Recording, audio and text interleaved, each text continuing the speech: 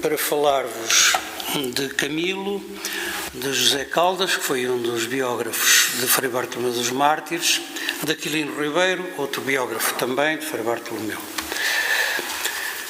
Das 20 cartas que Camilo escreveu a José Caldas entre 1876 e 1885 e que este publicou em 1923, 5 dizem respeito a Frei Bartolomeu dos Mártires.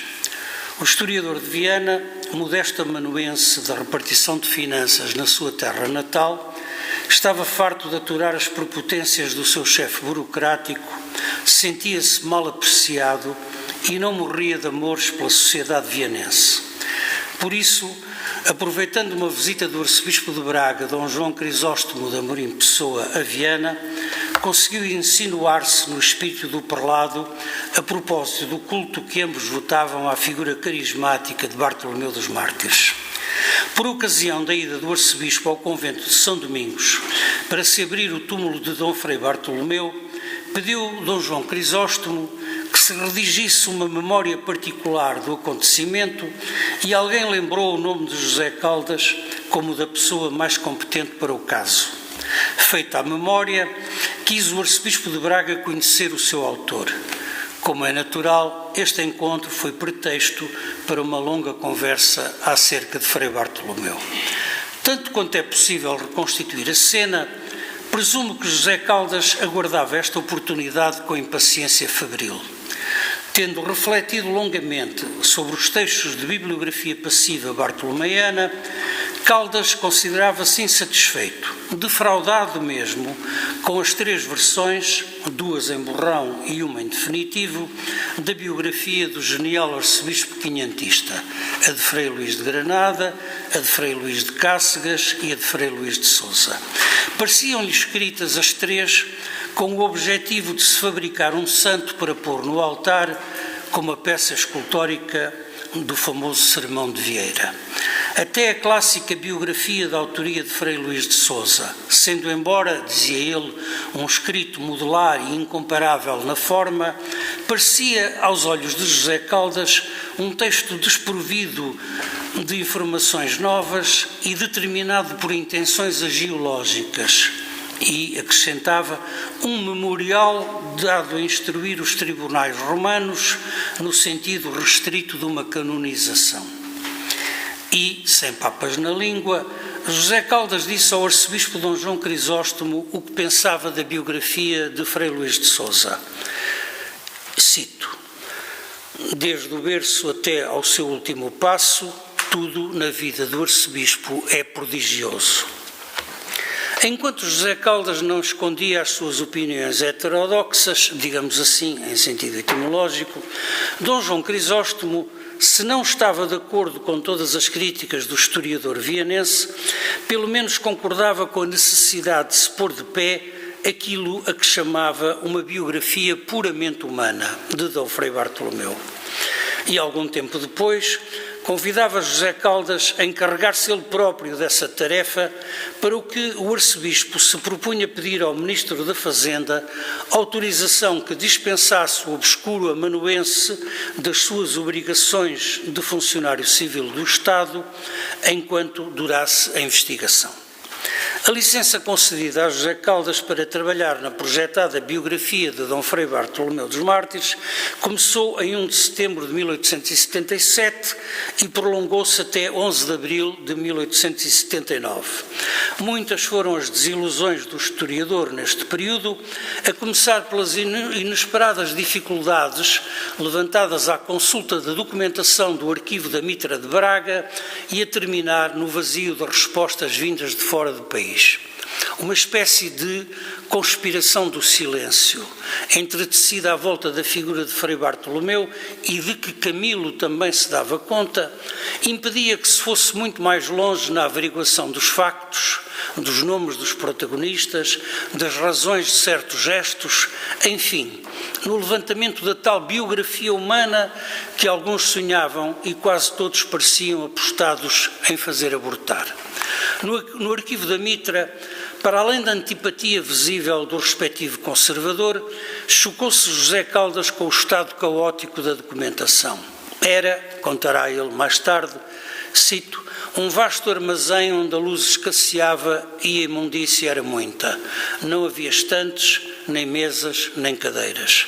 Ao meio daquela amplíssima quadra jazia um proeminente montão de papéis em desordem, de cadernos descosidos e esfacelados, de livros despedaçados e rotos, de folhas soltas, de pergaminhos em rolos entreabertos, de farrapos, de fragmentos, de entulho. Fim de citação.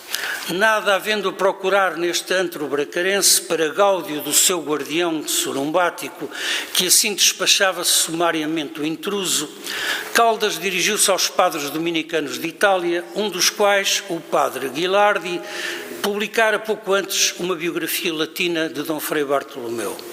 Mas o autor deste trabalho falecera entretanto, e os seus confrades mais cultos nada adiantavam ao assunto que Caldas pretendia aprofundar e que em breves palavras podemos caracterizar assim. Sendo o arcebispo bracarense uma figura tão polémica, como explicar que os seus panegiristas não tivessem explorado a documentação inédita sobre os atos humanos de Dom Frei Bartolomeu na Arquidiocese de Braga, sabendo-se que para Roma tinham seguido por mão própria queixas dos detratores do arcebispo? E como explicar o silêncio misterioso acerca dos elementos da nobreza mais duramente fustigados pelo prelado? Quando se trata de pôr o nome aos bois, Frei Luís de Sousa ou diz que os seus informadores não deixaram notícia concreta, ou esconde-se atrás de figuras de estilo usadas pelo arcebispo, a que chama derivações e com as quais se banha, metaforicamente, sempre escudado na sua magnífica prosa. Para José Caldas, os milagres do arcebispo referidos por Frei Luís de Sousa não eram senão patranhas e embustes, a que, aliás, as congregações romanas não tinham dado crédito. Como exemplos desses milagres pretensos, Caldas indicava a maravilha do sino quebrado e do palheiro incendiado, o caso da azêmula que subitamente suspende o seu despenho no pendor de uma serra, o estouro em guisa de bombarda que o diabo arranca de dentro da pele do urso em que viaja pela arriata de um volatim, somente em razão do sinal da cruz que, da varanda do seu convento de Viana, o arcebispo lhe dispara. Curiosamente, a única vez que José Caldas andou de candeias às avessas com Camilo Castelo Branco foi por causa de Dom Frei Bartolomeu dos Mártires. E não porque estivessem em desacordo a respeito do prelado e dos seus biógrafos oficiais, pois ambos navegavam nas mesmas águas em matéria de factos obscuros e torcidos na vida de Dom Frei Bartolomeu, parecendo a Camilo que o mais escabroso da história não era tanto o que tinha a ver com a presença do prelado no Concílio de Trento e com as suas frequentes visitações pastorais, mas principalmente o que tangia ao comportamento do arcebispo de Braga nas horas dramáticas do vazio de poder que se seguiu à morte do cardeal rei Dom Henrique, à desesperada luta dos patriotas portugueses favoráveis ao prior do Crato e ao ludaçal em que a nação se atascou ao entregar o trono a Filipe II de Espanha. Na origem deste rufo passageiro de Camilo estaria, segundo penso, um ciúme indisfarçável, ao tempo em que constava nos meios literários que José Caldas fora encarregado pelo arcebispo Dom João Crisóstomo de escrever uma nova biografia de Frei Bartolomeu. Camilo, que em dois dos seus romances, 12 Casamentos Felizes e O Senhor do Paço de Ninães, já mostrara interesse pela figura do prelado dominicano, carreara materiais importantes para revelar aspectos desconhecidos da posição de Frei Bartolomeu nas crises de 1580. Não tolerava, por isso, que o então principiante de estudos históricos, que dava pelo nome de José Caldas, se lhe atravessasse no caminho, ou, se tolerava, não era homem para perder ocasião de varrer a sua testada, mesmo que fosse sob a forma de ligeira ferroada num escritor que começava a ser seu amigo. Daí um pequeno suelto que fez inserir em 1879, no número 5 da revista Bibliografia Portuguesa e Estrangeira, editada no Porto pelo livreiro Ernesto Chardron. Diz textualmente, cito: "O atual arcebispo de Braga, encomendou uma nova biografia do seu antecessor, Dom Frei Bartolomeu dos Mártires, a um hábil escritor de Viana. Ele diz Viana do Castelo, porque na altura de Camilo já se chamava assim. Frei Luís de Sousa já não serve, está fora dos processos modernos. A seta de Camilo era demasiado ervada para que caísse em saco roto. Por um lado, apresentava o inocente José Caldas como moço de recados do prelado bracarense. Por outro lado, tratava-o com uma sobranceria petulante, chamando-lhe hábil escritor, o que, no semantismo da ironia camiliana, punha José Caldas abaixo de cão. Ora, o que mais espanta na resposta que este envia a Camilo e se publica no número seguinte da revista é a extraordinária moderação com que, ponto por ponto, José Caldas rebate as insinuações de Camilo, esquece o agravo e narra com toda a objetividade as circunstâncias em que se propusera trabalhar sobre Bartolomeu dos Mártires. Sirva de exemplo este passo da resposta de José Caldas a propósito da sua transferência temporária da repartição de finanças para o Paço dos Arcebispos. Cito: porque não saiu bem no que sirva mais vantajosamente o meu país. Se procurando escrever a história de um prelado ilustre, livre e serenamente, sem preocupações monásticas, hipotéticas, de futuras decisões de Roma, ou copiando as discretas bernardices que a magnanimidade dos meus chefes ordenar que passem em triplicado às gerações por vir. Creio bem que os governos da minha querida pátria, preferindo-me nos bancos de uma repartição, procedem com aquela legitimíssima filosofia que eu, como homem respeitador da carta, hei de acatar e cumprir. Fim de citação. Para as pessoas que associam o nome de José Caldas a um dos mais ferozes e acutilantes polemistas da nossa história cultural, não há dúvida de que esta demonstração de serenidade diante do gênio atrabiliário de Camilo pode ser uma surpresa. Mas é, sobretudo, em meu entender, um golpe de inteligência e de clarividência mental, pois não só Camilo encaixou, como lhe competia, aliás, a resposta serena de José Caldas, mas também contribuiu, ele, Camilo, com a generosidade de quem sabe perder e seguir em frente para dar ao pleito uma feição construtiva. De facto, para além de classificar de obsequiosa e eloquente, são palavras de Camilo, a carta de José Caldas, não deixou Camilo de lhe facultar referências minuciosas a documentos que deveriam estar no arquivo da Mitra, relacionados com atos de Frei Bartolomeu em 1580 e supostamente desaparecidos, nos quais o prelado bracarense tomava partido contra o prior do Crato e a favor de Filipe II, e concluía, cito Camilo: duvido que se possa escrever cabalmente história pátria enquanto os códices estiverem em poder de um clero imperfeitamente ilustrado. Que importava à divina religião de Jesus que Frei Bartolomeu seguisse o partido do filho de Violante Gomes ou do amante da mulher de Rui Mendes da Silva? No entanto, insista o meu amigo José Caldas pelo subsídio dos documentos citados e praza aos céus que seja mais feliz do que eu. Fim de citação do Camilo. A esta prova de tolerância recíproca devemos a continuação das relações epistolares de Camilo e José Caldas. O incidente, em vez de arrefecer a estima que os unia, serviu para estreitar a amizade que começava a nascer entre ambos. Depois do regresso de José Caldas a Viana, após uma intimação formal do arcebispo de Braga, que lhe fixara um prazo para terminar os seus estudos bartolomeanos e os dar ao prelo, como se a coisa fosse de atar e pôr ao fumeiro, prosseguem as diligências junto de Camilo. Primeiro, para tirar a limpo pormenores sobre o nascimento de Bartolomeu dos Mártires em Lisboa, depois para tentar preencher lacunas do texto de Frei Luís de Sousa, quanto aos nomes dos, isso agora são palavras de Caldas, quanto aos nomes dos fidalgos porcalhões e clérigos de costumes soltos e suja vida que o arcebispo encontrara na visitação. E a propósito deste ponto quente das suas investigações, confessa José Caldas, cito novamente: eu andava desde muito lidando inutilmente nesta dura e áspera seara, e até então só lograra reconstituir a identidade pessoal daquele fulano Benavides que, por borrachão, o prelado alcunhara de Bene Bibis e Male Vivis.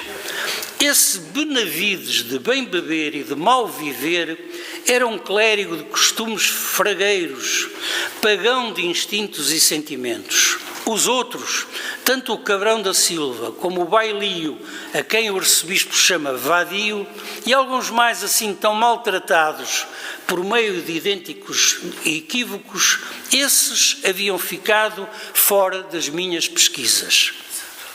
Camilo, continua a falar José Caldas, era um particular e curiosíssimo esmiuçador destes casos pessoais pela sua larga convivência com nobiliários e outras peças linhagistas do género das que, pela sua falta de hipocrisia, o padre Dom António Caetano de Sousa achava dignas de fogo.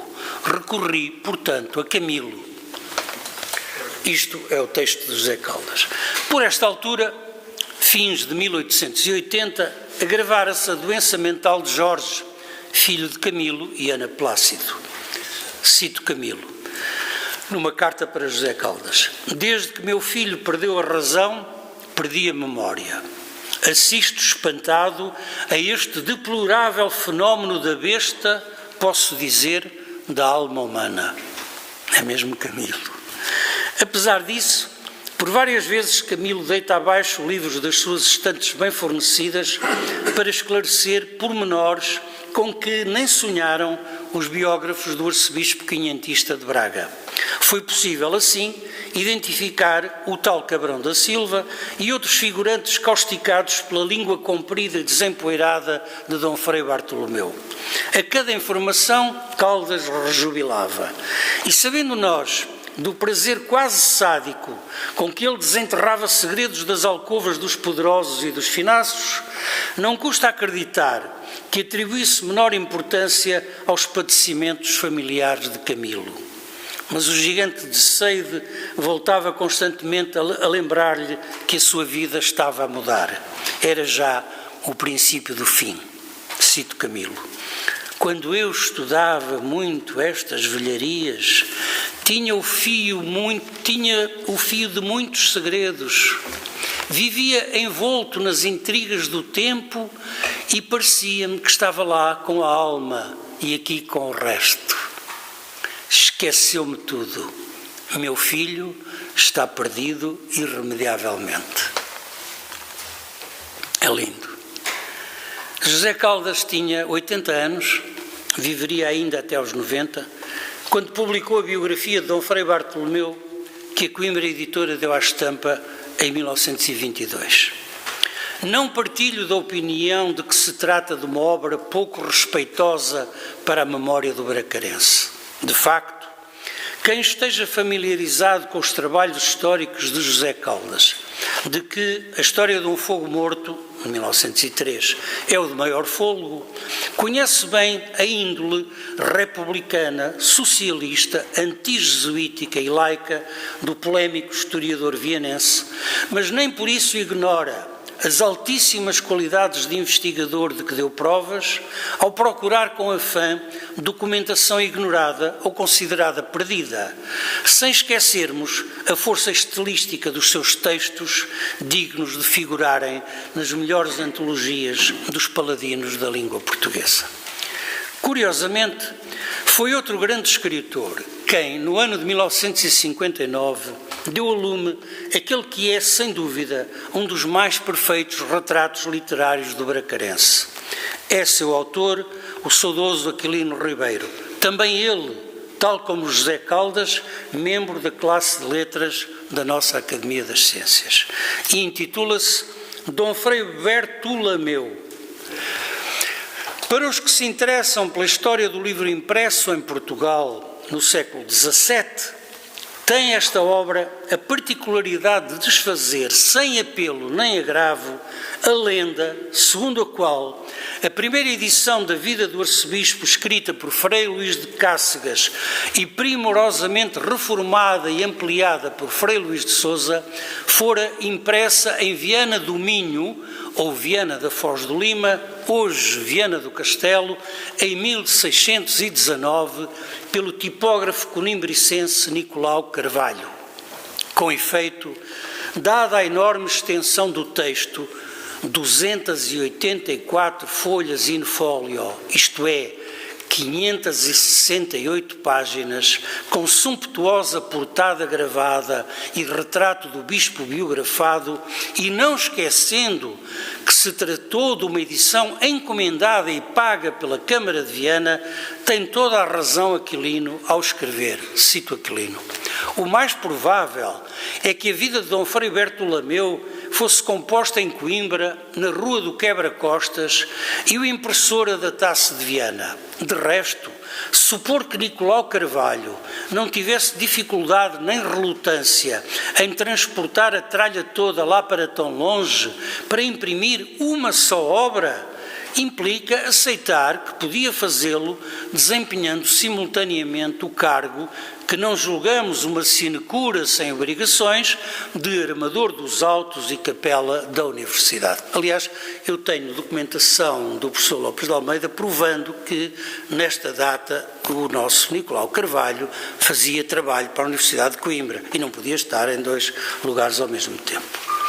Quanto aos pormenores da vida do biografado, diz Aquilino que se apoiou também num manuscrito de Frei Mateus de Tortozendo, clérigo franciscano do convento bracarense de São Frutuoso e testemunha autorizada devido à privança com o arcebispo. Esse códice, que chegou às suas mãos quando tomou posse da casa de Romarigães, em Paredes de Coura, foi sucessivamente propriedade de vários donos, que aí deixaram curiosíssimas notas manuscritas. Todos estes proprietários do livro eram clérigos. Aliás, o último aproveitou as folhas em branco para pôr as famosas receitas do enho à maneira do enho assado à maneira de Paredes de Coura, que é garanto-vos, a minha mulher confirmou, é uma receita admirável. A verdade, porém, é que os episódios fulcrais da novela aquiliniana, podemos chamar-lhe assim, novela ao modo da short story anglo-saxónica, aparecem já na obra clássica de Frei Luís de Sousa. São, por exemplo, os casos do Pastorinho Encharcado, do Carvalho Centenário, do Benevides que era Benebibis, da invectiva bartolomeiana a favor da eminentíssima reforma dos eminentíssimos cardeais conciliares, do retrato físico do arcebispo, da sua afeição a Carlos Borromeu, do Cibrão que era cabrão e do Bailio que era vadio, da sempre lembrada mula que o Papa deu ao arcebispo para este regressar de Itália a Braga e, finalmente, da posição de três grandes figuras da cultura portuguesa perante a crise dinástica de 1580. Diogo Bernardes, Frei Bartolomeu dos Mártires e Frei Luís de Sousa, acerca das quais figuras escreve Aquilino. Os atos destes três grandes homens de 1580 é preciso vê-los no seu clima e com lentes graduadas para essa distância. E então o arcebispo parecerá um santo homem, digno de ser adorado nos altares. Frei Luís de Sousa, um preclaro vencido da vida. Diogo Bernardes, altíssimo poeta, com necessidades estomacais como todos os poetas, e todos três com direito ao panteão nacional sem retaliações. Termino dizendo: o tema da alegada sustentação dos direitos de Filipe II de Espanha à coroa de Portugal, que tanta tinta fez correr no último quartel do século XIX nos jornais de Braga e do Porto, com indiscutível relevo para os textos de Camilo, de Alves Mateus e de José Caldas, está desde 1964, cabalmente resumido e esclarecido pelo último e principal biógrafo bartolomeiano, que em vida se chamou Frei Raul de Almeida Rolo. Muito obrigado.